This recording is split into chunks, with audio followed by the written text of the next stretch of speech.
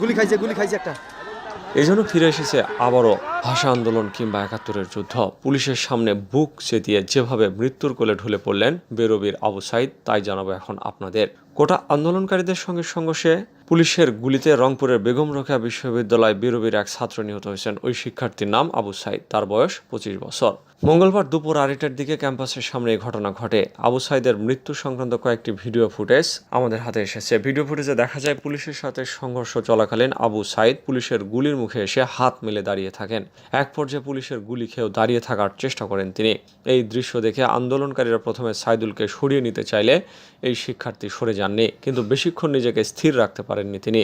মুহূর্তে রাস্তার উপর ঢলে পড়েন। এক পর্যায়ে সহপাঠীরা আবু সাইদকে তুলে হাসপাতালে নিয়ে গেলে পথেই মারা যান তিনি। নিহত আবু সাইদ ইংরেজি বিভাগের ২০১৯-২০ সেশনের শিক্ষার্থী এবং বিশ্ববিদ্যালয়টির কোটা আন্দোলনের অন্যতম সমন্বয়ক ছিলেন। আজ বিকেল ৪টার দিকে বিশ্ববিদ্যালয়ের একজন সহকারী প্রক্টর এই তথ্যটি নিশ্চিত করেন। তিনি বলেন, দুপুরে বিশ্ববিদ্যালয়ের সামনে এই ঘটনা ঘটে। এই ঘটনায় বহু হতাহত হয়েছে।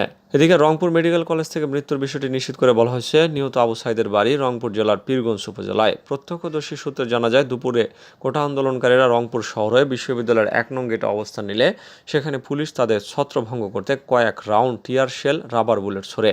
এ সময় সংঘর্ষে জড়িয়ে পড়ে দুই পক্ষ। এতে এক পর্যায়ে গুলিবিদ্ধ হয়ে মারা যান আবু সাইদ।